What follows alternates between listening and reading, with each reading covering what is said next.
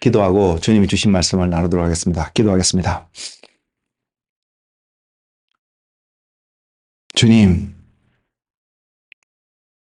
말씀 가운데 임하신 하나님을 보기를 원합니다. 경험하기를 원합니다. 주님, 우리에게 겸손한 마음을 이 시간 허락하여 주셔서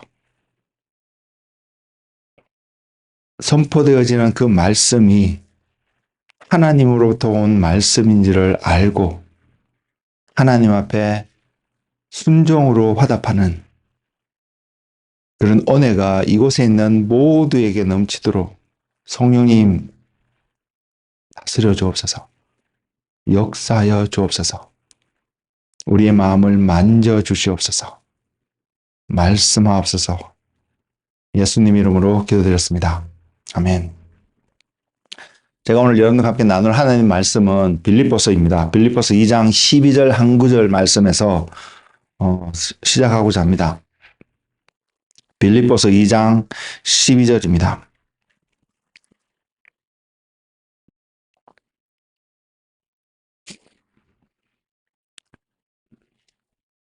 말씀을 제목을 구원을 이루라라고 이렇게 정하게 되었습니다. 이것이 우리에게 오늘 이 시간 하나님이 이 말씀의 이 제목이 우리에게 어떠한 의미로 다가와야 되는지 하나님이 전하고자 하시는 것이 무엇인지를 발견하고 그 말씀에 순종함으로 말미암아 여러분 삶 속에 저의 삶 속에 하나님이 기뻐하시는 그 열매가 맺어지는 그 은혜가 있기를 소망합니다.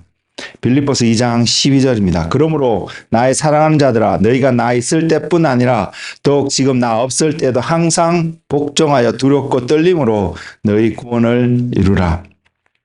이 말씀을요 다른 말로 표현을 딱 해보면 사도 바울이 빌립보 교회에 전하는 하나의 메시지잖아요. 메시지인데 이 말씀을 다른 말로 표현은 나 있을 때뿐만 아니라 나 없을 때에도 라고 표현을 하고 있잖아요. 그러니까 누가 보든지 안 보든지 주변 사람들이 여러분을 살펴보고 하고 있든지 전혀 상관없이 저와 여러분이 하나님 앞에서 살아가야 될 어떠한 태도가 있음을 분명히 이 말씀은 증거하고 있다고 봅니다. 그래서 저와 여러분이 그것이 무엇인지 하나님이 빌립보서 2장 12절 말씀 통해서 우리에게 어떠한 것을 보이고자 하시는지 발견하는 은혜가 여러분 가운데 충만하기를 주님의 이름으로 권면을 드립니다. 하나님의 말씀인 성경, 이 성경은 분명히 한 주제를 가지고 우리에게 전하고 있습니다. 여러분 다 아실 거라고 생각합니다. 그 주제는 분명히 예수 그리스도입니다. 예수 그리스도라는 그분에 대해서 성경은 여러 가지 모양으로 여러 각도로 우리에게 설명을 하고 증거하고 있습니다. 그리고 그 예수님이 오셔서요 우리에게 전하신 여러 가지 주제의 메시지는 있는데 가장 중요한 주제의 메시지는 하나님의 나라입니다. 주님 오셔서 우리에게 전하신 메시지가 하나님의 나라입니다. 그리고 하나님의 나라의 그 특징이 어떠한지 아세요? 여러분 하나님의 나라의 특징을 한마디로 표현하라면 어떻게 표현할 수 있을 것 같으세요? 하나님의 나라의 특징은 이것입니다. 이런 표현을 자꾸 반복해서 쓰는 것 같은데요. 성경에 여러 모양으로 그 표현을 하고 있지만 그 모든 것을 종합해서 여러분에게 한 문장으로 오늘 이 시간 제가 여러분에게 표현해 드리면 하나님 나라의 특징은 하나님이 다스리시는 나라입니다. 제가 지금 간략하게 한 세 가지 표현을 말씀을 드렸거든요. 하나는 성경이 예수님을 전하고 있다는 것. 예수 그리스도라는 표현을 말씀을 드렸고요. 그리고 그 예수님께서 우리에게 오셔서 하나님의 나라를 증거하고 있다는 것을 말씀을 드렸습니다. 그리고 그 하나님 나라의 한 특징은 하나님이 다스리시는 나라라고 말씀을 드렸습니다. 세 가지 표현을 다르게 표현을 했는데 이것을 이해하는 하나의 원칙은요. 마치 성부 하나님, 성자 하나님, 성령 하나님. 하나님은 한 분이신데 또한 삼위로 표현되어진 삼위일체의 하나님을 이해하는 것과 같은 원리 원칙이 적용이 될 거라고 저는 생각합니다. 성경은 예수님을 증거하고 있고요. 그 예수님은 하나님의 나라를 이야기하고 있으며 그 하나님의 나라는 하나님이 다스리는 나라인 것을 표현하고 있다는 것이 우리 안에 더 깊이 와닿는 그리고 오늘을 사는 저와 여러분의 삶이 되기를 원합니다. 그러면서 저는 여러분에게 이러한 질문을 던져보기로 합니다. 여러분 스스로 자신에게 이러한 질문을 던져보시기 바랍니다. 뭐냐면 나는 지금 하나님의 다스림 속에 주어진 오늘 하루를 살아가고 있는가입니다. 그리고 또한 여러분에게 달리 또 다른 질문 하나 드리면 같은 질문인데 다른 표현하면 여러분은 하나님이 다스리는 여러분의 삶을 소망하고 기대하고 바라고 계신가요? 분명히 저는 이것을 말씀드릴 수 있습니다. 하나님의 나라는 모든 인류에게, 모든 사람들에게 약속되어진 나라입니다. 하나님이 모든 사람에게 이 나라를 분명히 주고자 하시는 것이 하나님의 뜻인 것이 성경에 명확하게 계시되어 있습니다. 부인할 수 없습니다. 그런데 또한 성경을 통해서 확인하는 것은요, 모두가 이 나라에 들어가지 못한다는 것입니다. 하나님은 모두에게 이 나라를 주고 싶어 하시는데 분명한 것은 모두가 이 나라에 들어가지 못한다는 것입니다. 여러분 그것에 동의가 되세요? 여러분 그것이 보여지시나요? 말씀을 통해서 여러분 그것이 확인되어지시나요? 그리고 모두가 이 나라에 들어가지 못하는 가장 중요한 한 이유, 제가 조금 전에도 표현드렸습니다만 또 여러분에게 표현드릴 수 있는 한 표현은 뭐냐면 많은 사람들이 하나님 나라에 들어가고자 하여도 못 들어간다고 주님이 표현을 하셨잖아요. 못 들어가는 한 이유가, 명확한 이유가 뭐냐면 하나님의 다스림을 받고 싶어 하지 않기 때문입니다. 여러분은 어떤 사람인가요? 여러분 하나님이 다스림을 원하는 삶을 추구하고 계시는 분이신가요? 아니면 그 반대의 삶을 오늘 또 살아가고 계시는 여러분이신가요?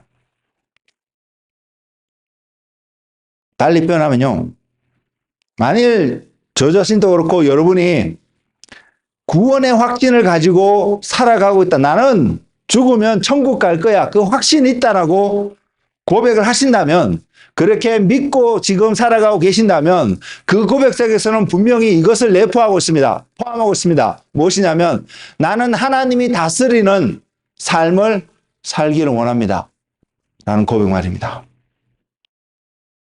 달리 바꿔서 한번 표현해 보면 좀 느낌이 다르지 않나요?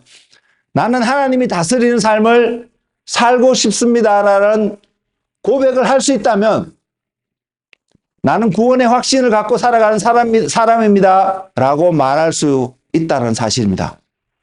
의감이 조금 달리 다가오지 않나요?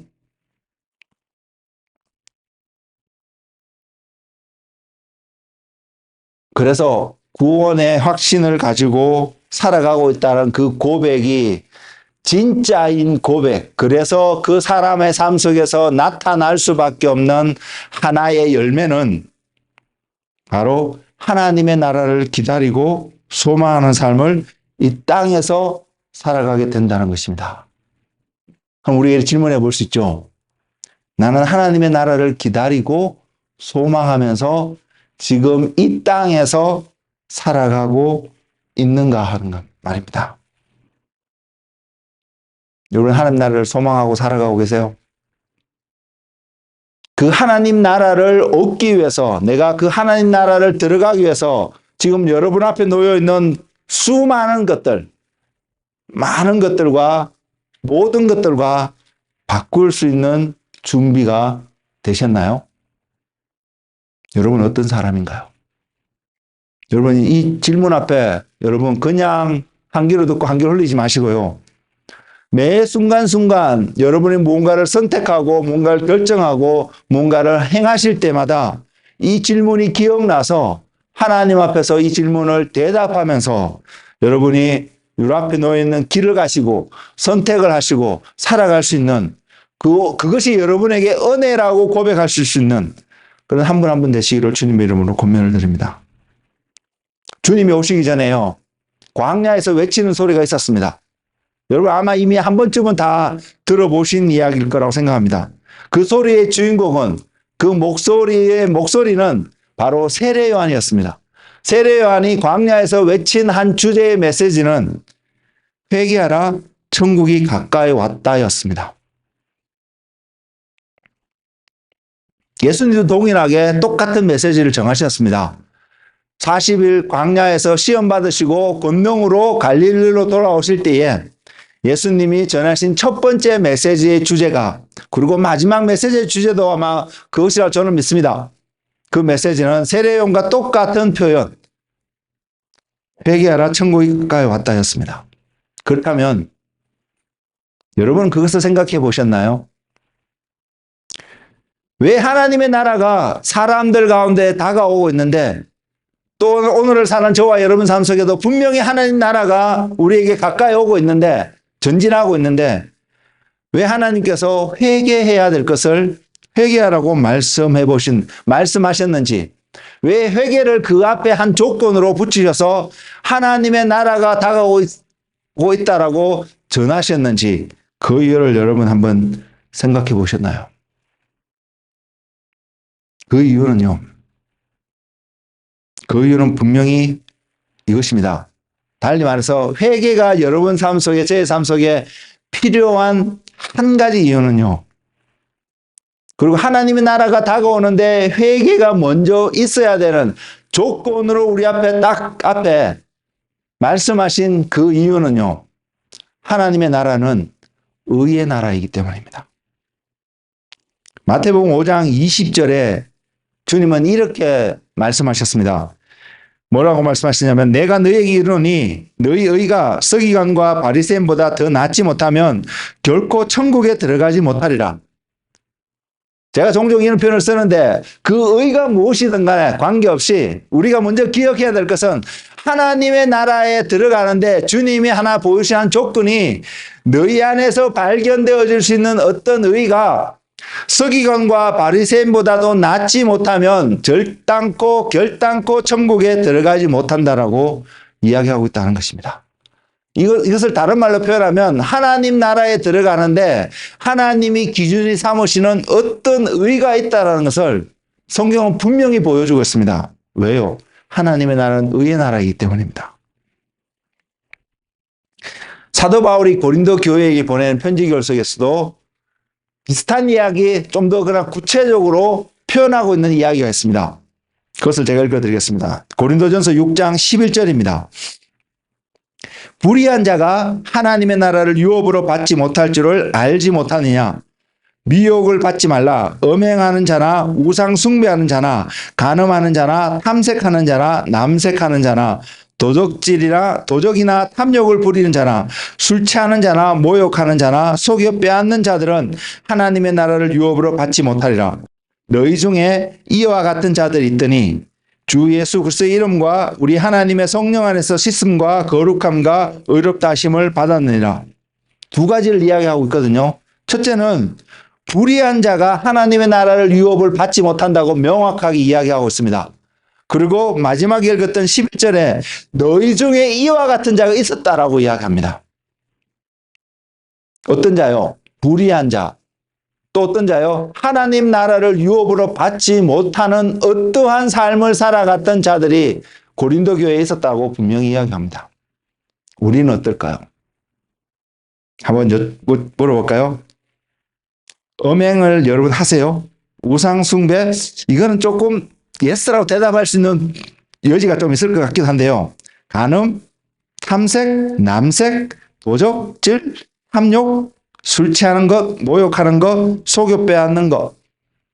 여러분, 이러한 삶의 모습들이, 여러분이 지금 이 단어들이 들었을 때에 떠올릴 수 있는 어떤 행위들을 생각할 수 있을 텐데, 그러한 모습들이 여러분 삶 속에 있으세요? 제너럴하게 말씀드려서 전 여러분 안에 이런 모습들이 없을 거라고 생각합니다. 일반적인 상황 속에서. 그러니까 여러분 이곳에 나와 있지도 않을까요? 근데 사도 바울이 고린도 교회에 불의한 자는 하나님의 나라를 유업으로 받지 못한다라고 이야기하면서 이런 몇 가지 제약들을 열거하고 있는데, 이것은 그래서 나는 이곳에 속하지 않을 거라고 이곳에 있기 때문에 쉽게 생각할 수 있는데, 만일 그렇게 생각하신다면 여러분 이 말씀을 조금은 오해하지 않나 저는 이렇게 생각이 되었습니다. 왜? 이것은 도덕적인 죄만을 이야기하고 있지 않기 때문입니다. 도덕적인 죄라는 것은 이러한 행위들이 내 주변에 있는 이웃들에게, 사람들에게 행하고 있는 것 또는 행하지 않는 것, 이것을 통해서 불의하다, 의롭다라고 말하고 있고만 있지는 않기 때문입니다. 내 이웃에게 또는 남편은 아내에게, 아내는 남편에게 이러한 행위들을 행하는 사람들도 세상에 있잖아요. 그렇기 때문에 그런 사람들은 분명히 불의한 일을 행하는 것입니다. 근데 오늘날 교회에 있는 많은 사람들이 다 그런 불의한 일을 행할 거라고 생각하지는 않습니다. 그런 사람들도 분명히 있겠지만. 근데 이 말씀은 그렇게만 적용되어 수 있는 말씀이 아니라 이러한 행위들, 미혹을 받는 행위들, 엄행을 하는 행위들, 우상숭배하는 행위들, 간음하는 행위들, 탐색하는 행위들, 남색하는 행위들, 도적질하는 행위들, 탐욕을 부리는 행위들, 술 취하는 행위들, 모욕하는 이런 행위들, 속여 빼앗는 이런 행위들을 우리는 부지불식종에 누구를 대상으로 하고 있냐면 하나님을 대상으로도 하고 있다는 사실입니다. 우리는 거기에서 민감할 수 있어야 합니다. 분명히 우리의 귀에는, 우리의 눈에는 이것이 도덕적으로 우리의 양심에 끓일 수 있는 어떠한 죄의 모습으로 표현되어지고 있는 부분이 있지만 이러한 동일한 죄를 하나님을 향하여서도 여전히 행하고 있다는 사실입니다. 그것은 드러나지 않죠. 옆에 사람에게 절대로 알려지지 않을 수 있죠. 그런데도 행할 수 있다는 것입니다. 그러고 있다면 우리는 불의한 자가 되어서 하나님 나라를 유업으로 받지 못한다는 것입니다. 그리고 그런 사람들이 사도 바울이 고린도 교회에 이야기하고 있는 것처럼 너희 중에도 이러한 자들이 있었다는 것입니다. 물론 이것은 도덕적으로도 문화적으로도 그러한 범죄를 했던 사람들을 이야기하고 있습니다. 그러나 영적으로도 마찬가지라는 사실을 저와 여러분이 기억했으면 좋겠습니다. 근데 이러한 사람들이 이러한 문제들, 죄의 문제들이 해결되어진 방법을 또한 11절에서 이야기하고 있습니다. 뭐라고 하냐면 그런 자들이었는데 예수 그리스도의 이름과 우리 하나님의 성령 안에서 첫째 씻음과 두 번째 거룩함과 세 번째 의롭다 하심을 받았다라고 이야기하고 있습니다. 여러분 어디에 속한 자입니까? 여러분 자신이 예수 그리스도의 이름과 하나님의 성령 안에서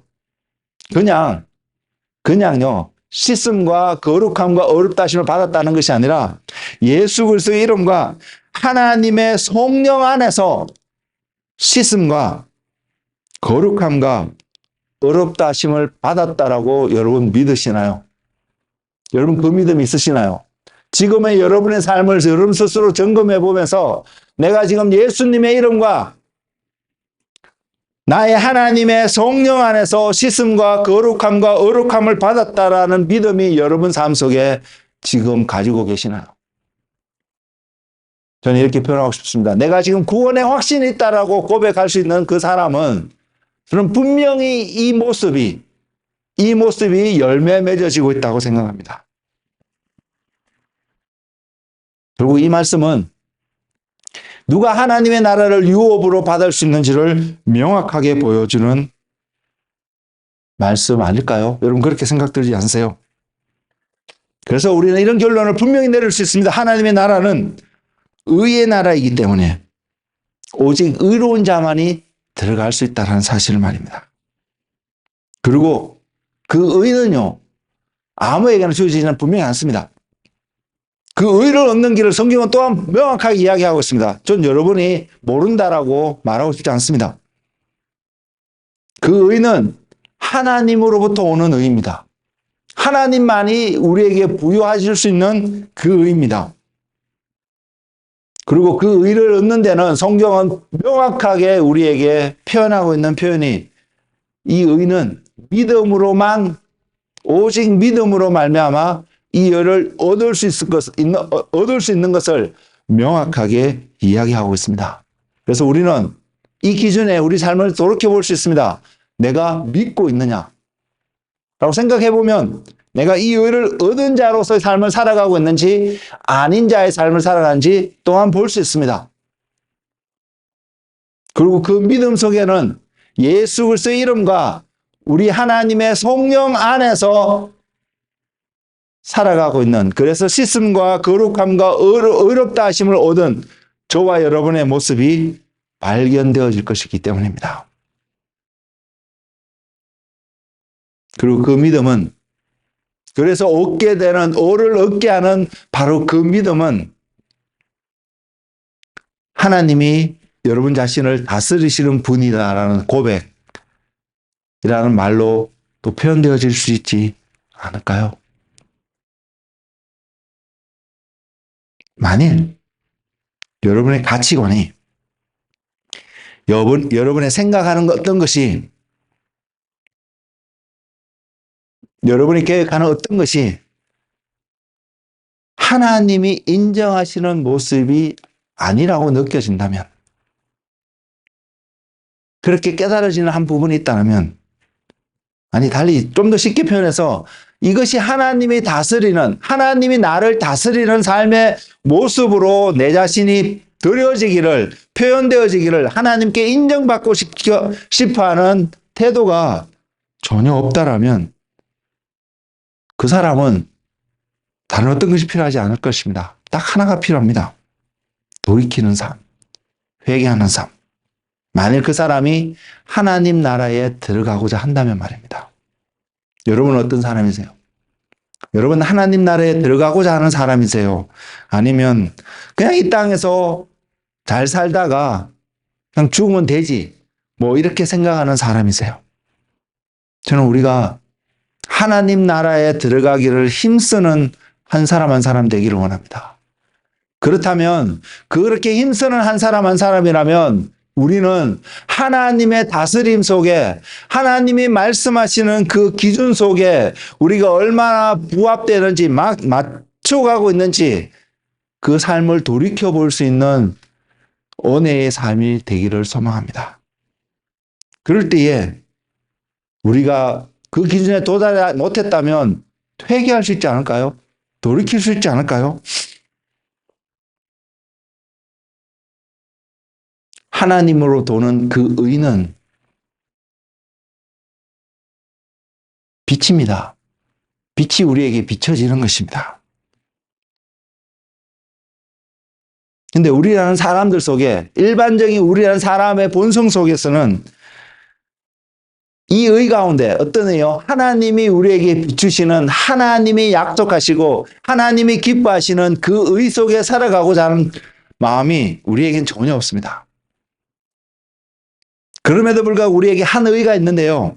그 의는 뭐냐면 나의 의라고 표현될 수 있는 의, 내가 원하는 대로 살아가고 싶어하는 그 의가 우리에게 있습니다.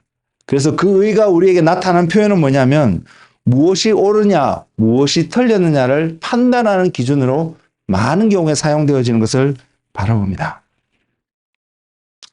분명히 저와 여러분은 압니다. 이런 의는 전혀 소용이 없다는 것을요. 어떤 의는요, 다른 말로 표현하면 옳고 그름을 판단할 수 있는 의, 이건 전혀 쓸모가 없습니다. 그 의는 우리로 하여금 주님 앞에 겸손하게 하나님을 바라보게 해주지 않습니다. 그 의는 우리로 하여금 반대로 무엇을 하냐면 내가 교만하게 나는 옳아, 내가 맞아 라는 자리에 이끌기가 쉽습니다. 또한 반대로는요, 자기를 쥐어뜯고 가슴을 치는 것까지는 좋은데 우울함에 빠져서, 디프레션에 빠져서 하나님이 무엇을 행했는지는 바라보지는 못하고 자기의 죄만을 바라보며 머물러 있는 어떤 상태로 머물 수 있기 때문입니다. 그래서 이 의는 절대로 하나님 앞에 인정받을 수도 없고 이 의는 우리를 구원에 이르게 하지 않습니다. 그러나 우리를 돌이키게 하고 우리를 온전케 해주는 하나님이 허락하시는, 하나님이 부여하시는 그 의는 제가 조금 전에도 빛의 모습으로 우리에게 다가온다고 하였습니다. 하나님의 그 빛을 비추시기 때문에 하나님의 눈으로 하나님의 빛으로 우리에게 비추기 때문에 우리의 삶 속에 무엇이 올바른지 무엇이 잘못되었는지 또한 발견할 수 있습니다. 하나님 앞에서요. 결국은 그 사람은 돌이킬 거라고 믿습니다. 자신의 의로움에서 죄에서 돌이키는 것이 회개이며 하나님 없이 살 수 있다고 생각하는 모든 삶의 관점 속에서 돌이키는 것이 회개입니다. 여러분 이런 회개를 해보셨나요? 여러분 이런 회개를 하신 분들이신가요? 저와 여러분 삶 속에 구원의 확신이 있다라고 고백하는 그 고백 속에서는 이러한 회개의 모습들이 반드시 있었다고 저는 생각합니다. 이런 회개를 해보지 않고 이러한 과정을 겪지 않고 구원의 확신을 가지고 있다는 것은 여러분이 잘못된 신학 속에 교리 속에 놓여 있다는 것밖에는 설명되지 않습니다. 여러분 그렇다면 돌이키십시오. 여러분이 하는 생각들, 여러분이 하는 행위들을 한번 하루도 좋고 일주일이 좋고 시간을 내서 한번 살펴보시며 점검해 보시고요. 그것이 하나님이 기뻐하시는 모습인지 하나님이 기뻐하지 않는 모습인지 그것을 통해서 나는 하나님이 다스리는 삶 가운데 내 자신이 더 드려지고 내 자신이 발견되어지길 원하는 사람의 모습으로 이러한 모습들을 이러한 행위들을 하고 있는지 한번 살펴보시기 바랍니다. 그리고 아니라면 돌이킬 수 있는 은혜가 여러분 가운데 있기를 원합니다.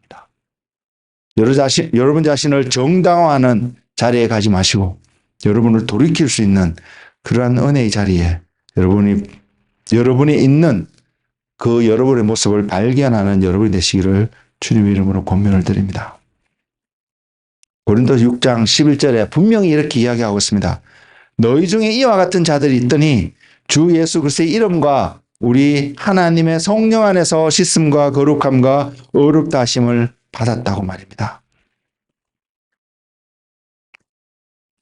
다시 한번 강조하지만 옳고 그름이 의의 기준이 아닙니다. 우리 안에서 발견되어지길 원하는 의는 하나님이 인정하시는 의입니다. 물론 이 의를 가진 자의 삶 속에서 무엇이 옳은 것인지 무엇이 거듭된 것인지 분명히 나타날 것입니다. 그러나 우리가 갖기를 원하는 그 개념은 옳고 그름으로 분별되어진 의가 아니라 하나님이 인정하시는 의를 내가 가졌느냐. 그리고 그 의를 가진 사람은 분명히 많은 사람들의 눈 속에서 도덕적인 관점 속에서도 그 사람은 소위 옳은 어떤 일을 분명히 행하게 될 것입니다. 우리는 그런 사람이 되었으면 좋겠습니다. 그래서 성경에서 말하는 구원을 얻는 자의 삶, 의로운 자만이 들어갈 수 있는 하나님 나라에 들어갈 수 있는 자의 삶은 명확하게 표현되어 주셨습니다. 우리 안에는 태어날 때부터요, 성경이 증거하는 그러한 의를 가지고 그렇게 해서 구원을 얻었다고 고백할 수 있는 그러한 삶을, 그래서 만약에 저와 여러분이 만약에 그런 성경에서 인정하는 하나님이 인정하시는 그 의가 저와 여러분 삶 속에 태어날 때부터 발견되어진다면 그 사람은 한마디로 말해서 회개할 필요가 전혀 없는 사람일 수 있지 않을까요? 근데 우리는 그러한 일들이 발견되어지지 않습니다. 분명히 우리는 알고 있습니다. 또한 성경이 그것을 증거합니다. 의인은 억난이 하나도 없다고 성경이 고백하고 있기 때문에, 선포하고 있기 때문에. 그래서 우리는 하나님께로 돌이키는 어떤 삶이 필요합니다. 하나님께로 돌아가는 그 삶, 우리가 거듭났다고 고백하는 그 순간에 돌이키는 그 삶도 우리로 하여금 회개케 하고 하나님께 돌아가게 하는 그 삶이었지만, 또한 우리가 이 땅에서 살아가면서 육신 가운데 살아가면서 오늘 말씀의 제목처럼 구원을 이루어가는 그 삶, 그 삶 속에서도 동일하게 하나님을 향하여서 또는 살아가는 어떤 여정 속에서 하나님을 향하여서 돌이키며 살아가야 되는 수많은 모먼트들이 있음을 우리는 기억하기를 원합니다. 그렇게 돌이키는 삶을 살아갈 때에 우리는 구원을 이루어가는 어떠한 삶을 살아간다고 저는 분명히 말씀드릴 수 있습니다. 그리고 그 사람이 하나님 앞에서 하나님이 인정하신 의를 얻어서 하나님이 약속하신 하나님의 나라를 유업으로 받을 수 있는 한 사람이 될 것입니다.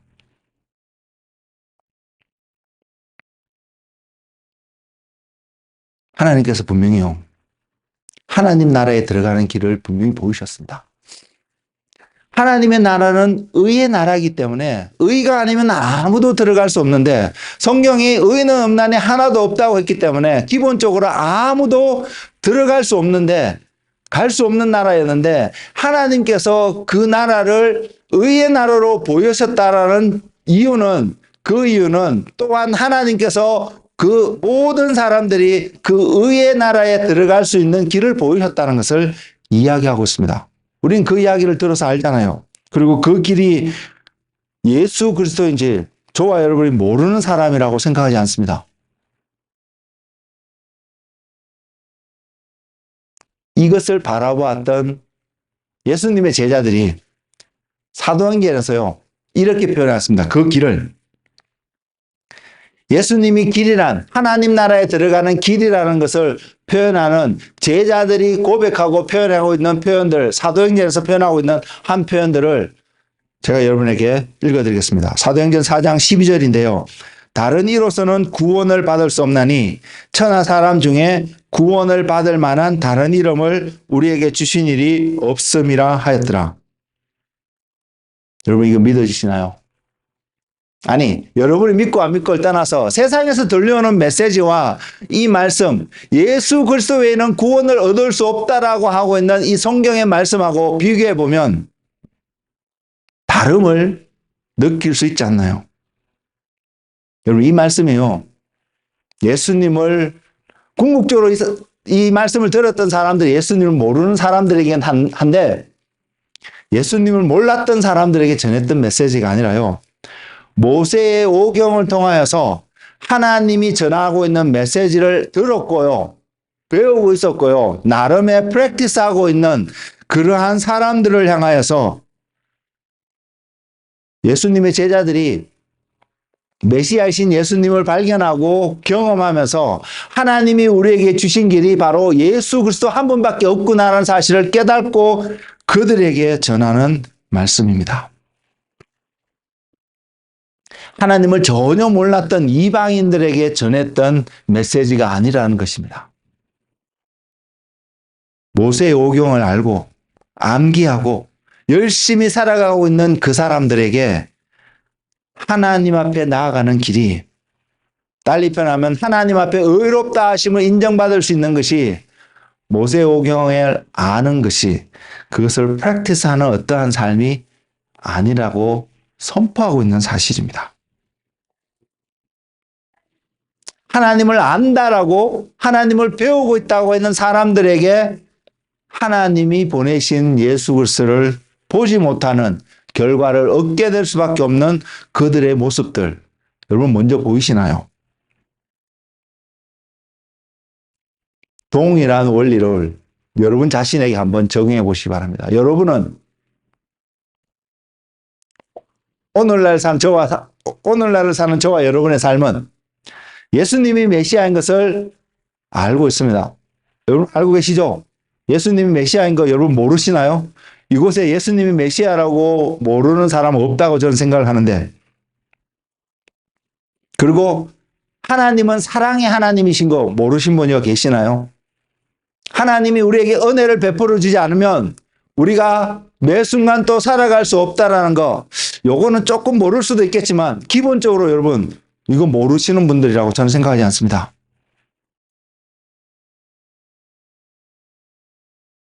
그럼에도 불구하고요,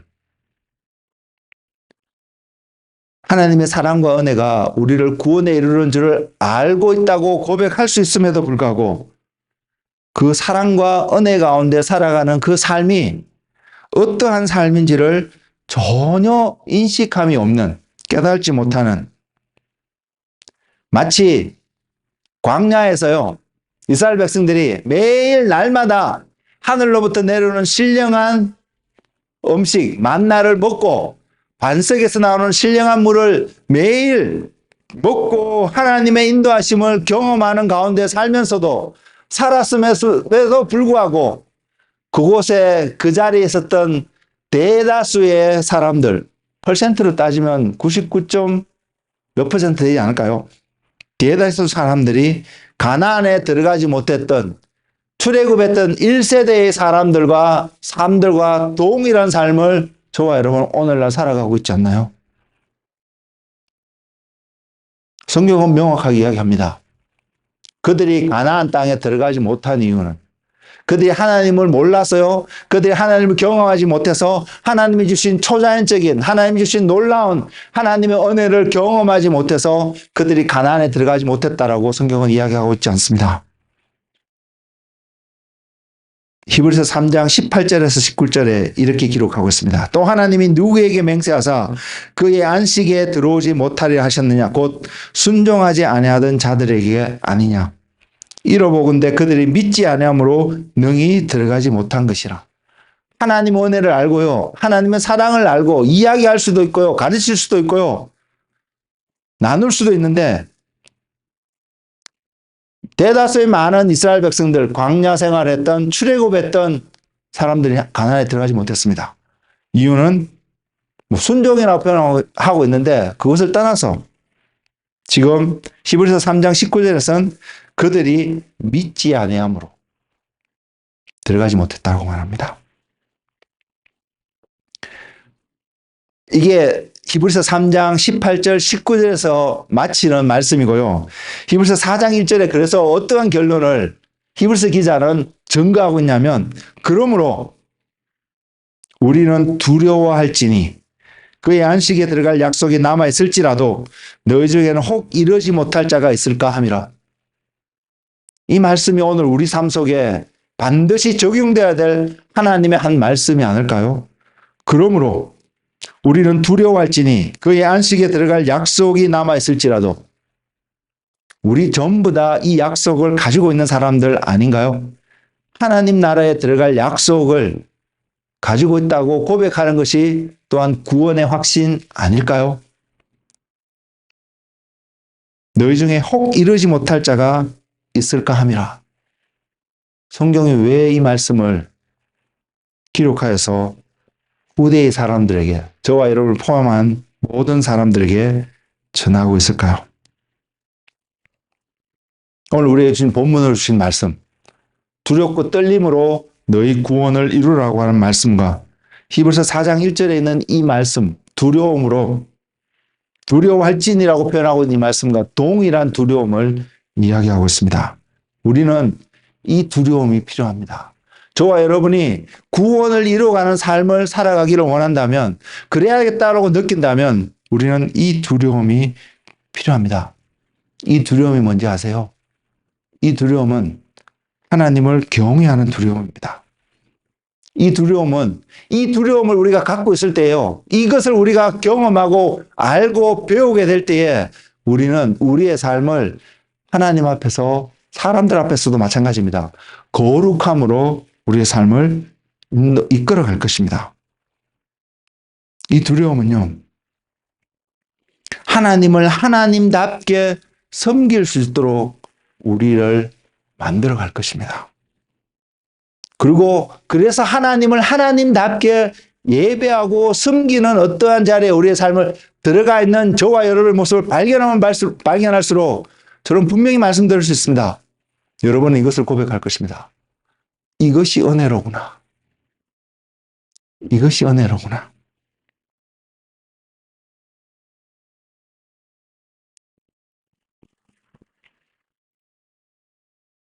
그리고 이 두려움은 우리가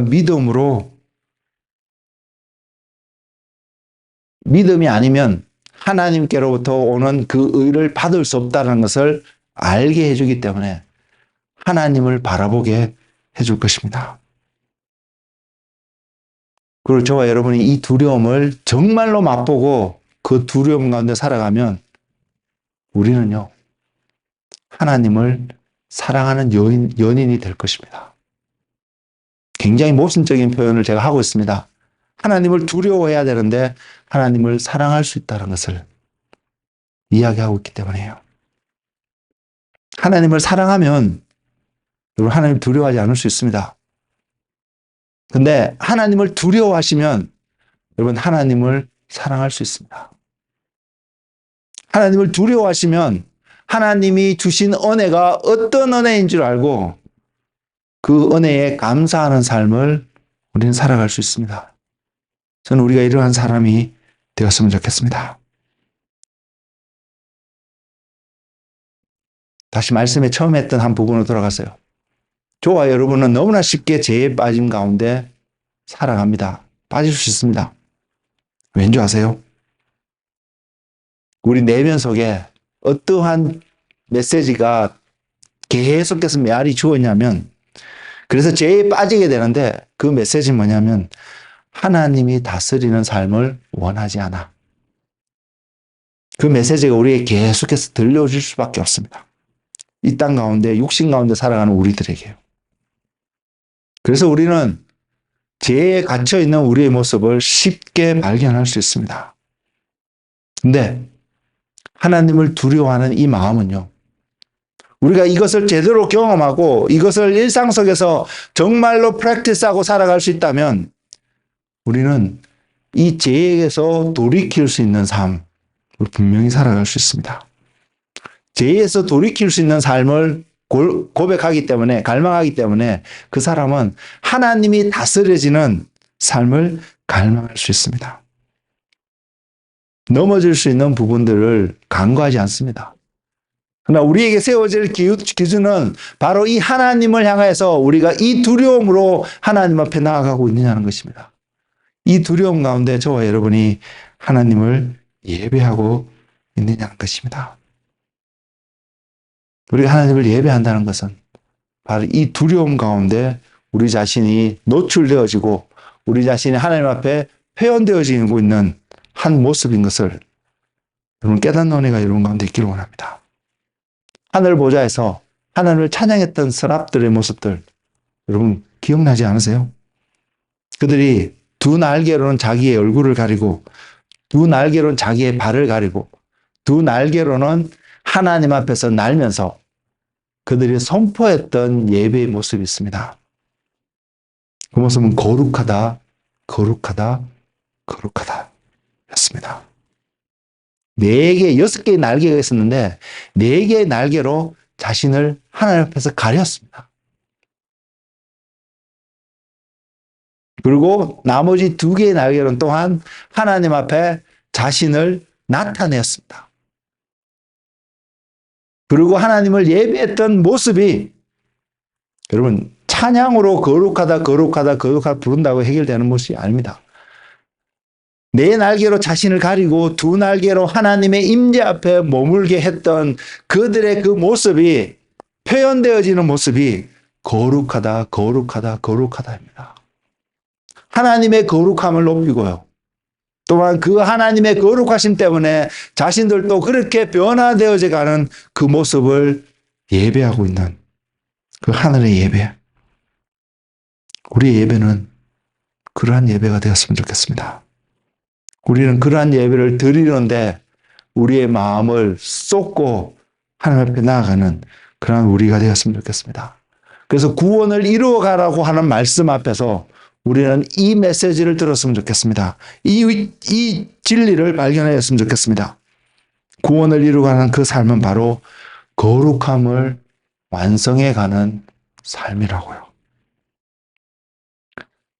우리는 이 삶을 종종 성화의 과정으로 이야기 들어왔습니다. 오늘날 많은 신학자들이 신학에서 이 성화의 과정을 이야기하면서 구원 이후에 성도들이 변해져 가야 될 삶인 것처럼 표현하고 있는데 저는 그렇게 생각하지 않습니다.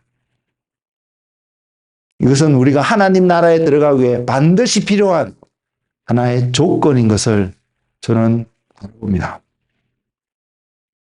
우리가 함께 신앙생활하는 여러분들, 저와 함께 신앙생활하는 여러분들은 동일한 기준으로 바라볼 수 있기를 원합니다.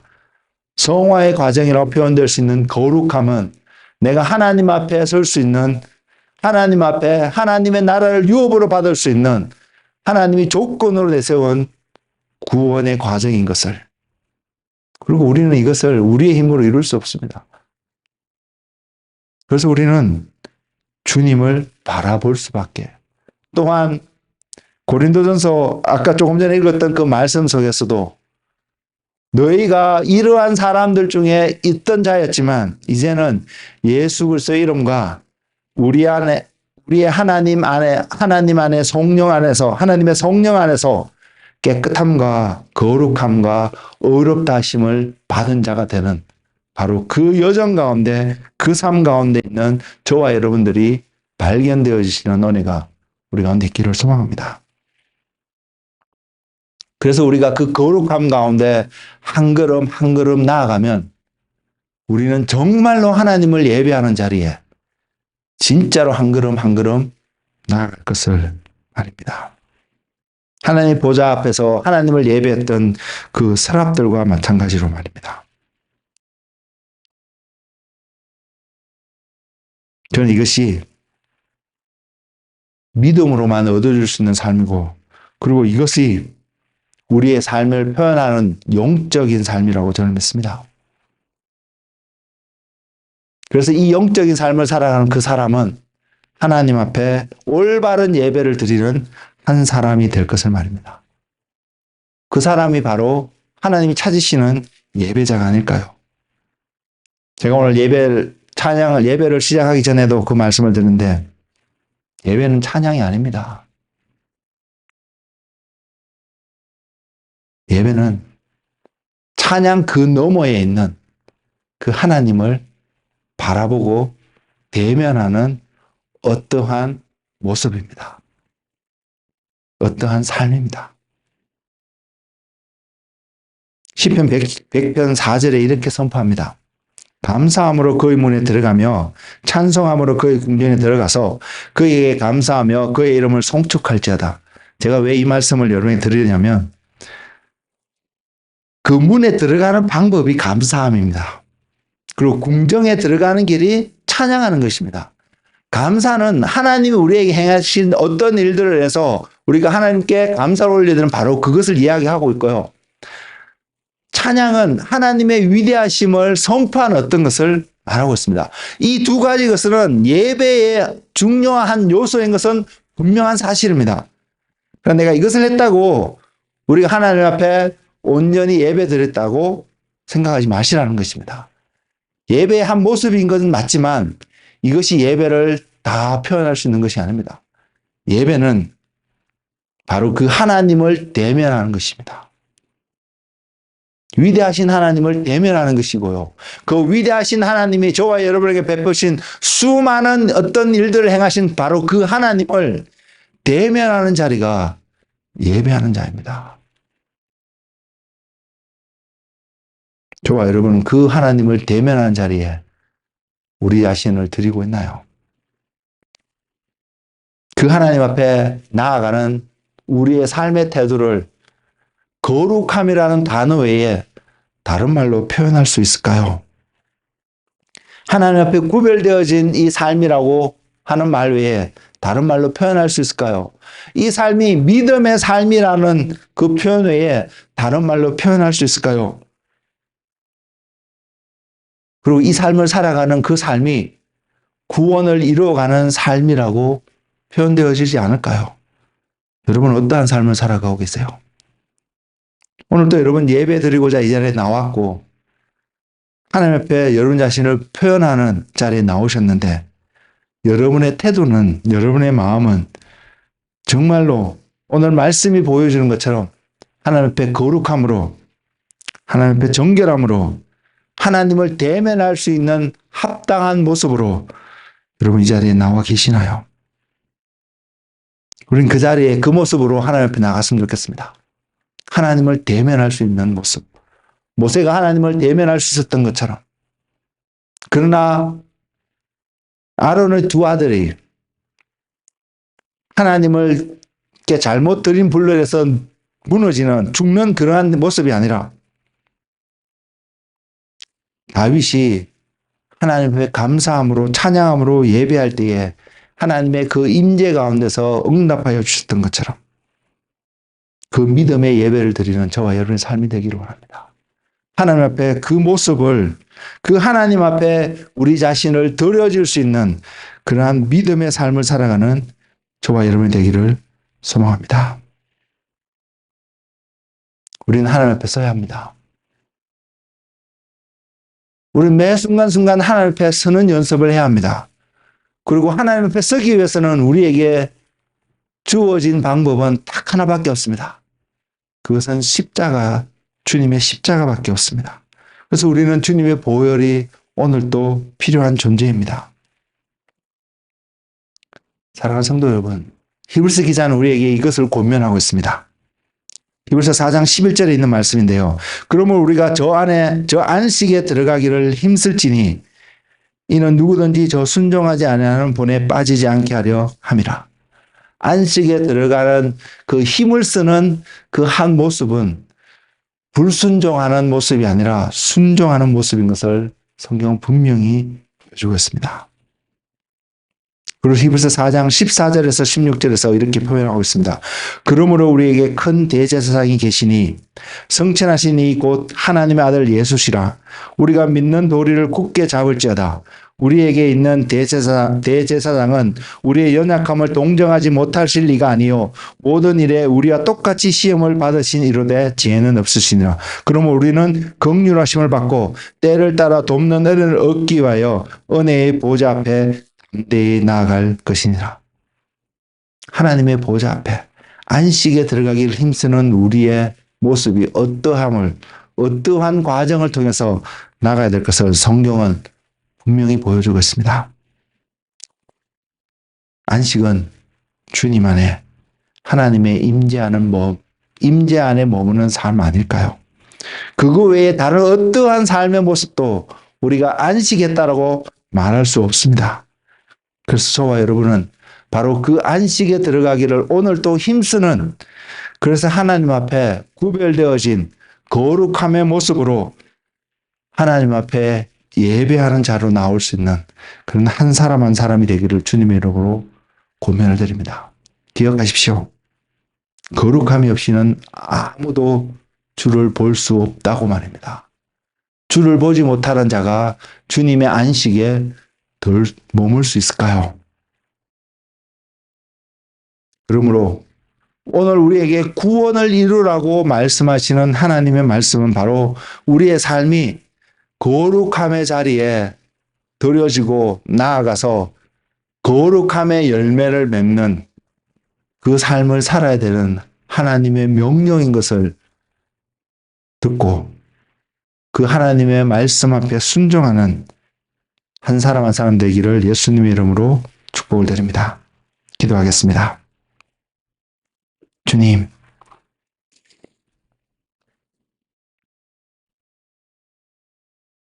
오늘 우리에게 두렵고 떨림으로 너희 구원을 이루라고 말씀하시는 주님. 그래서 오늘 우리에게 멸망당한 하늘로부터 주는 신령한 음식을 먹고 반석에서 나오는 신령한 물을 마셨지만 가나안에 들어가지 못했던 자들을 본받지 말고 두려워함으로 경건함으로 하나님의 나라에 들어갈 수 있는 그러한 삶을 살라고 권면하시는, 아니 명령하시는 하나님의 말씀 앞에 아멘으로 순종하는 믿음의 사람들 되게 하여 주시옵소서. 주님, 믿음이 아니고서는 행할 수 없는, 살아갈 수 없는 삶의 모습인 것을 바라봅니다. 이것이 영적인 삶인 것을 바라봅니다. 그래서 주님, 오늘도 우리가 눈을 들어 주님을 바라봅니다.